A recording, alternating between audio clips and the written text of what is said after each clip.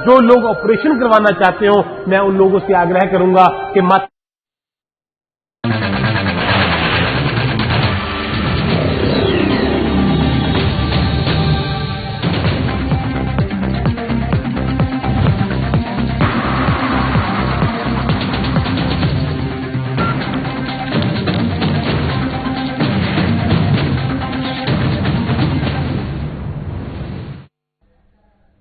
नमस्कार, मध्य प्रदेश छत्तीसगढ़ की खबरों के साथ हाजिर हूं मैं पंकज। बुलेटिन की शुरुआत करेंगे, लेकिन उससे पहले नजर डालेंगे अब तक की सुर्खियों पर। उज्जैन में बीजेपी विधायकों का प्रशिक्षण वर्ग हुआ शुरू। मुख्यमंत्री शिवराज सिंह चौहान ने की विधायकों के प्रशिक्षण की शुरुआत। पत्थरबाजों पर शक हुई शिवराज सरकार। पत्थरबाज को लेकर घटनाओं के बाद सरकार ने लिया फैसला। महाकाल मंदिर पहुंचे राज्यसभा सांसद ज्योतिरादित्य सिंधिया। मंदिर की गंदगी को देखकर भड़के सिंधिया, कहा मंदिर के साथ जुड़ी है मेरी पुश्तैनी भावना। और लंबे समय से बंद पड़े स्कूलों को खोलने की तैयारी में अब छत्तीसगढ़ सरकार। शिक्षा मंत्री ने दी स्कूल खोलने की जानकारी। अगले सप्ताह से खुल सकते हैं 9वीं और 12वीं के स्कूल।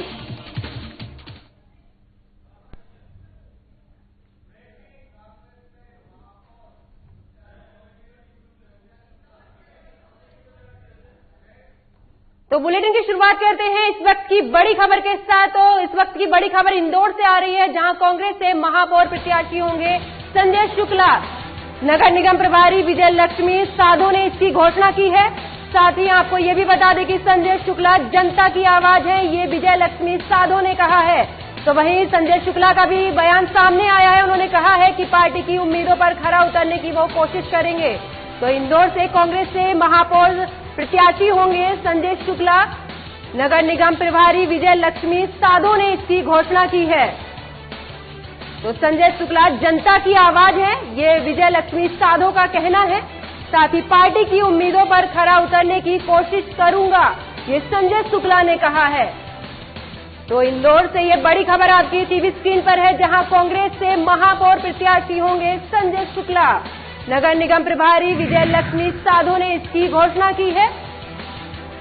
तो इंदौर से को एक नए महापौर प्रत्याशी मिल चुके हैं, जहां पर कांग्रेस की तरफ से ये संजय शुक्ला महापौर प्रत्याशी होंगे।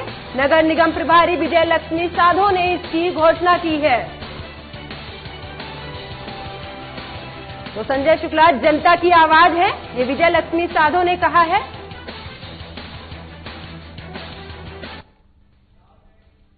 तो उज्जैन में बीजेपी विधायकों का प्रशिक्षण वर्ग शुरू हो गया है, जहां इस प्रशिक्षण वर्ग को लेकर इस मौके पर मुख्यमंत्री शिवराज सिंह चौहान ने कहा है। और साथ ही उन्होंने ये भी बात यहां पर की है।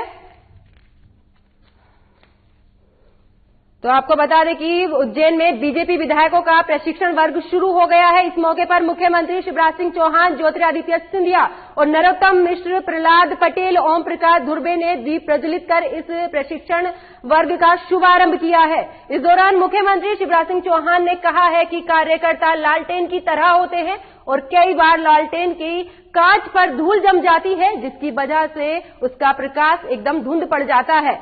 कांच साफ हो करते ही प्रकाश फैल जाता है। ठीक उसी तरह से प्रशिक्षण वर्ग में कार्यकर्ताओं के विजन का भी यहां पर साफ किया जाएगा। ठीक इसी तरह से प्रशिक्षण वर्ग में कार्यकर्ताओं के विजन का साफ करने की बात यहां पर मुख्यमंत्री शिवराज सिंह चौहान ने कही है। आपको बता दें कि इस प्रशिक्षण वर्ग की सबसे खास बात यह है कि संगठन स्तर सिंधिया समर्थक विधायक और मंत्री पहली बार इसमें शामिल हो रहे हैं।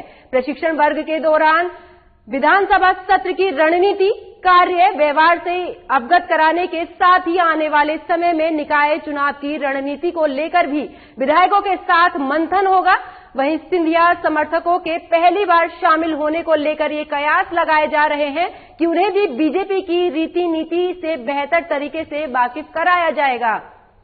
तो आपको बता दें कि उज्जैन में बीजेपी विधायकों का प्रशिक्षण वर्ग शुरू हो गया है, जहां इस मौके पर मुख्यमंत्री शिवराज सिंह चौहान, ज्योतिरादित्य सिंधिया और साथ ही नरोत्तम मिश्रा, प्रहलाद पटेल, ओम प्रकाश धुर्वे ने दीप प्रज्वलित कर इस प्रशिक्षण शिविर वर्ग का यहां पर शुभारंभ किया है।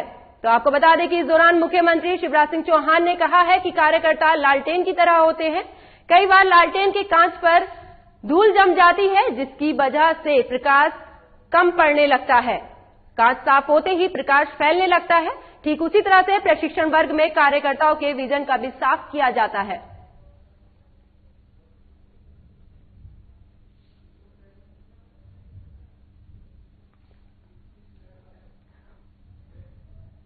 तो आज से महाकाल की नगरी उज्जैन में बीजेपी का 2 दिवसीय प्रशिक्षण शिविर हो रहा है। इसके साथ ही बीजेपी के प्रशिक्षण को लेकर बयानबाजी भी शुरू हो गई है। वहीं इस प्रशिक्षण में बीजेपी विधायकों को प्रशिक्षण दिया जाएगा। इन विधायकों में कांग्रेस से आए सिंधिया समर्थक विधायक भी शामिल होंगे। इसे लेकर कांग्रेस ने हमला बोला है। वहीं बीजेपी नेताओं ने इसे कांग्रेस के लिए आवश्यक बताया है। साथ ही आपको बताते चले कि मुख्यमंत्री शिवराज सिंह चौहान ने बीजेपी विधायकों का 2 दिवसीय प्रशिक्षण वर्ग को लेकर कहा है कि कार्यकर्ता को स्वच्छ करने के लिए समय समय पर प्रशिक्षण होते रहना चाहिए। साथ ही सीएम ने यह भी कहा है कि हम जैसे कार्यकर्ता लालटेन का कांच है। कई बार कांच पर धूल जम जाती है जिससे दूर तक रोशनी नहीं पहुंच पाती है। ऐसे में समय पर कांच की धूल को साफ करते रहना चाहिए। बीजेपी प्रदेश अध्यक्ष वीडी शर्मा ने भी कहा है कि बीजेपी अपने जनप्रतिनिधियों का समय समय पर प्रशिक्षण करती रहती है। वहीं सिंधिया समर्थकों के प्रशिक्षण पर पहुंचने पर उन्होंने कहा है कि दूसरी विचारधारा का कोई नहीं है, सभी बीजेपी के कार्यकर्ता हैं। और बीजेपी के राज्यसभा सांसद ज्योतिरादित्य सिंधिया ने प्रशिक्षण वर्ग को लेकर कहा है कि जनता की जो अभिलाषा है उस पर पूरी तरह खरे उतरे, यही हमारी मंशा है।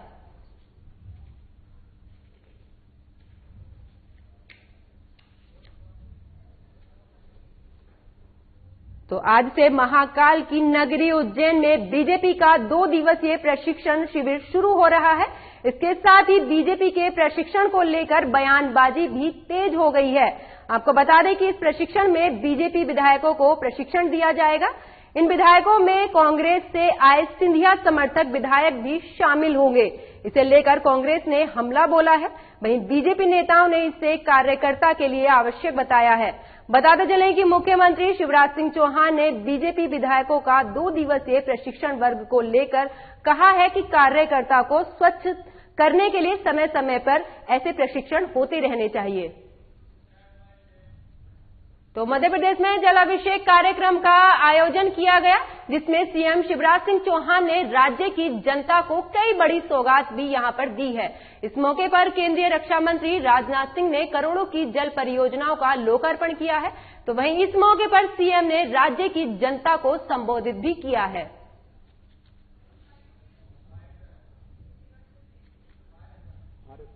रक्षा मंत्री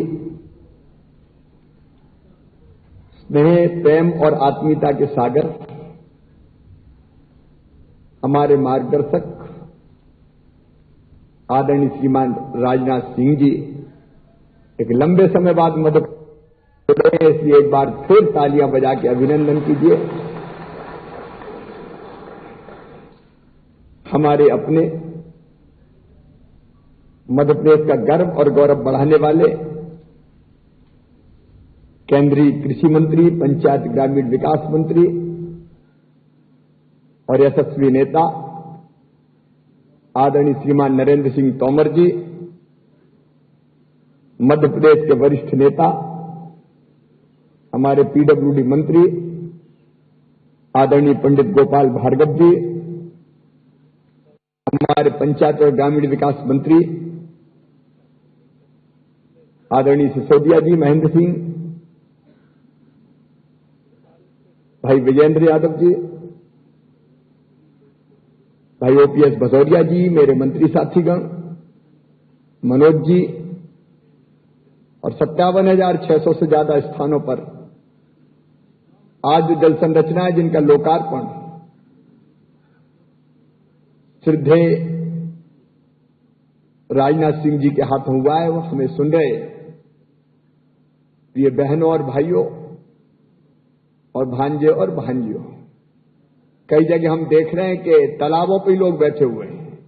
जल संरचना है जिनका लोकार्पण श्रद्धेय राजनाथ सिंह जी के हाथों हुआ है, वो हमें सुन रहे प्रिय बहनों और भाइयों और भांजे और भांजियों, कई जगह हम देख रहे हैं कि तालाबों पर ही लोग बैठे हुए हैं। छिंदवाड़ा आज हम बात नहीं कर पाए, भाभी अद्भुत और अनोखा काम हुआ है। जिला पंचायत के अध्यक्षा जी बाकी सब दिखाई दे रहे हैं। प्रिय बहनों और भाइयों, आदरणीय नरेंद्र सिंह जी ने याद दिलाया, लगभग 13.5 साल पहले हमने मध्य प्रदेश में जलाभिषेक कार्यक्रम प्रारंभ किया था। अपने यहां अपनी संस्कृति से जल बहुत नजदीक से जुड़ा हुआ है। अमृतम बे आपा, मतलब जल ही अमृत है। यह आज नहीं, हजारों साल पहले हमने कहा है। रहीमन पानी राखिए, बिन पानी सब सून, पानी मिले न उबरे, मोती मानस चून। बिना पानी के कुछ नहीं है। तुलसीदास जी ने भी रामायण जी में कहा, सिमट सिमट जल भरई तालाबा, जिम सदगुण सज्जन पही आवा। तो जल का महत्व हमेशा से रहा है और तालाब बनाने की परंपरा कोई आज की नहीं है, हमारी हजारों वर्ष पहले की है। लेकिन जब कोरोना काल आया, कठिन काल, आप तो जानते हैं भाइयों और बहनों, में तो कोरोना ही में मुख्यमंत्री बना। एक तरफ कोरोना से निपटना था, दूसरी तरफ रोजगार के अवसर भी सृजित करने थे, वापस आने वाले मजदूरों को भी काम देना था। और आज मैं श्रद्धेय राजनाथ जी और नरेंद्र सिंह जी को बताना चाहता हूं, मध्य प्रदेश ऐसा राज्य था जहां दक्षिण पश्चिम से भी, चाहे गुजरात हो, महाराष्ट्र हो, केरल हो, तमिलनाडु हो, आंध्र प्रदेश हो, अलग अलग प्रांतों से जब मध्य प्रदेश, उत्तर प्रदेश, छत्तीसगढ़, बिहार, उड़ीसा के मजदूरों ने आना शुरू किया, तो मध्य प्रदेश की धरती पर हमने ये फैसला किया कि मध्य प्रदेश की धरती पर कोई पैदल नहीं चलेगा, बसें बॉर्डर पर लगवा के और दूसरे प्रदेश की बॉर्डर तक हम छोड़ के आए। और मध्य प्रदेश की जनता को प्रणाम मैं करना चाहता हूं। चाय, नाश्ता, पानी, दवाइयां और यहां तक के जूते चप्पल अगर पांव बनी थे तो वो भी पहनाने की व्यवस्था की। लेकिन एक चुनौती थी काम देना, और प्रधानमंत्री माननीय नरेंद्र मोदी जी का मैं हृदय से अभिनंदन करना चाहता हूं। कठिन काल में खजाना खोल दिया। आदरणीय नरेंद्र सिंह जी बैठे, आपने कह दिया जितनी जरूरत पड़े मनरेगा का पैसा ले जाओ।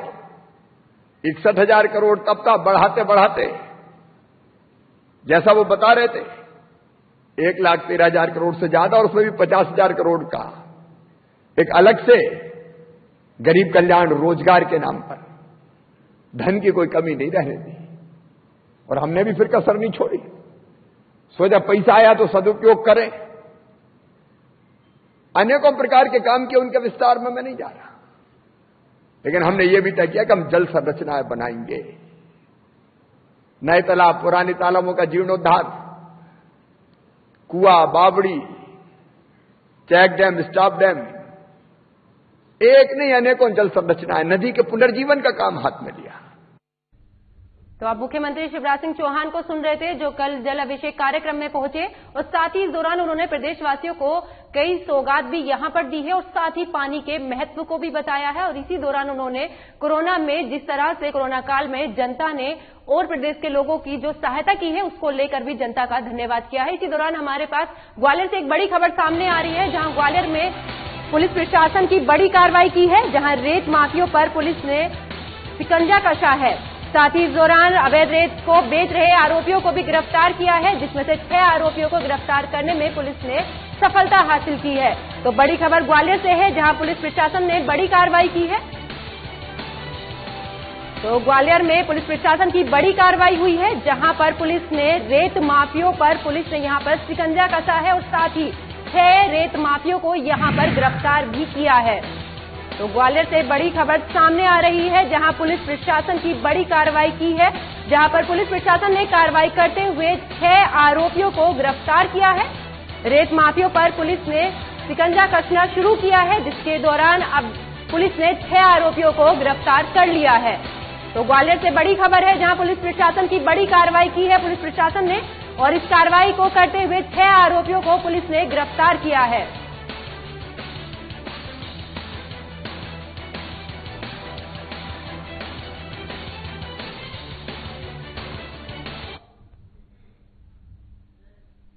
तो मध्य प्रदेश में पिछले दिनों अयोध्या में राम मंदिर के लिए समर्पण इकट्ठा कर रहे राम भक्तों की रैलियों पर हुए पथराव की घटना के बाद अब शिवराज सिंह सरकार के सख्त रवैया में अपना रही है।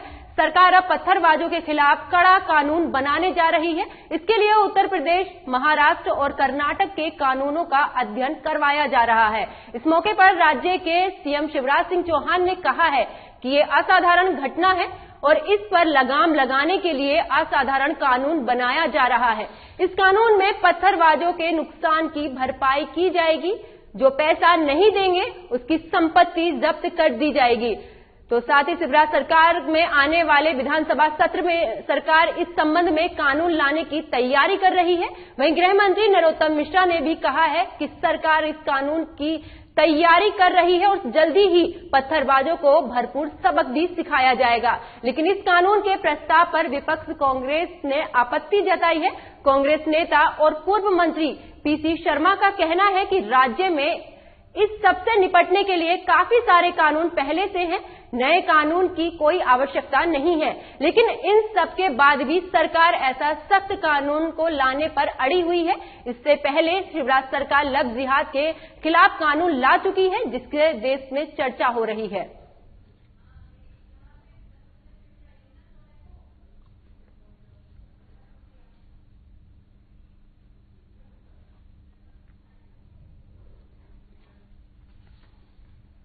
तो राज्यसभा सांसद ज्योतिरादित्य सिंधिया महाकाल मंदिर पहुंचे हैं, जहां इस दौरान सिंधिया महाकाल मंदिर की गंदगी को देखकर वो भड़क गए।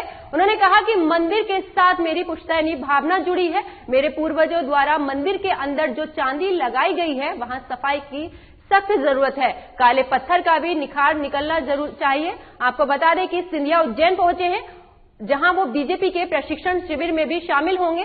सांसद ने कहा है कि इसके लिए योजना बनाई जाएगी, सब संबंधों को योजनाओं में सम्मिलित किया जाएगा। हम जल्द ही मंदिर को भव्य रूप धारण करवाना चाहते हैं। मैंने केंद्र से 75 करोड़ की राशि की मांग की थी, जो स्वीकृत भी हुई है। मैं इसके लिए केंद्र मंत्री निर्मला सीतारमण को धन्यवाद देता हूं। तो राज्यसभा सांसद ज्योतिरादित्य सिंधिया महाकाल मंदिर पहुंचे, जहां इस दौरान सिंधिया महाकाल मंदिर में गंदगी को देखकर भड़क गए।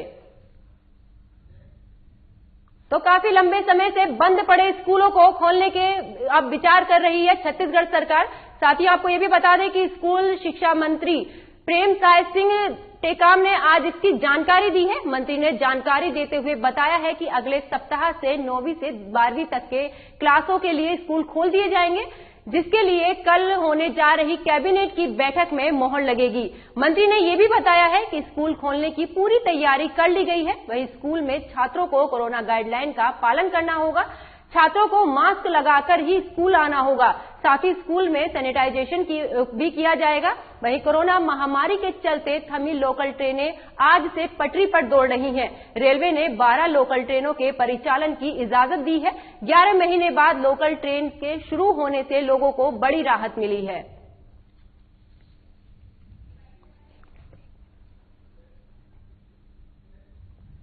तो उरंदा बेड़ा बढ़ गई। भोपाल के जंगलों में गश्त के दौरान आईटीबीपी के जवान ने खुद को राइफल से गोली मारकर खुदकुशी कर ली है। आपको बता दें कि गोली लगने के बाद जवान की मौके पर ही मौत हो गई है। साथ ही जवान की आत्महत्या की वजह पारिवारिक विवाद यहां पर बताया जा रहा है। साथ ही बताते चले कि मृतक जवान उत्तर प्रदेश का निवासी है, जो उरंदा बेड़ा थाने में तैनात था। कोड़ा गांव एसपी सिद्धार्थ तिवारी ने जवान के ये आत्महत्या की पुष्टि की है। तो उरंदा बेड़ा बढ़ गई भोगापाल के जंगल में गश्त के दौरान आईटीबीपी के जवान ने खुद को राइफल से गोली मारकर यहां पर आत्महत्या कर ली है। आपको बता दें कि गोली लगने के बाद जवान की मौके पर ही मौत हो गई है। जवान की खुदकुशी की वजह पारिवारिक विवाद बताया जा रहा है।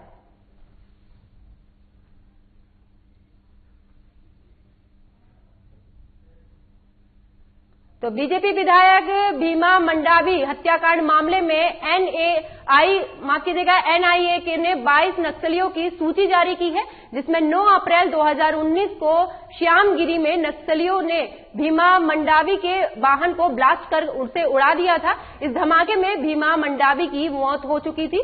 गौरतलब है कि इससे पहले साल 2020 में हत्याकांड के मुख्य आरोपी को एनआईए की स्पेशल कोर्ट के सामने उसे पेश किया गया है। मुख्य आरोपी हरिपाल सिंह चौहान को एनआईए ने जगदलपुर में विशेष अदालत के सामने इसे पेश किया है, जिसके बाद उसे 3 दिन के लिए एनआईए की रिमांड पर भेज दिया गया था। साथ ही बताते चले कि 9 अप्रैल 2019 को बीजेपी विधायक भीमा मंडावी की हत्या कर दी गई थी। वहीं इस मामले में 3 आरोपी लक्ष्मण जायसवाल, रमेश कुमार कश्यप और कुमारी लिंगताती को गिरफ्तार किया गया है। जांच में पता चला कि नकुल नागर में एक किराए की दुकान चलाने वाले लक्ष्मण जायसवाल ने सीपीआई केंद्रों द्वारा किए गए आईईडी विस्फोट के लिए बिजली के तार, विस्फोटक पदार्थ और अन्य सामान मुहैया कराया गया था। वहीं अन्य आरोपी काकड़ी गांव के पूर्व सरपंच रमेश कुमार कश्यप और कुमारी लिंगताती पर घटना की प्लानिंग का आरोप लगाया है।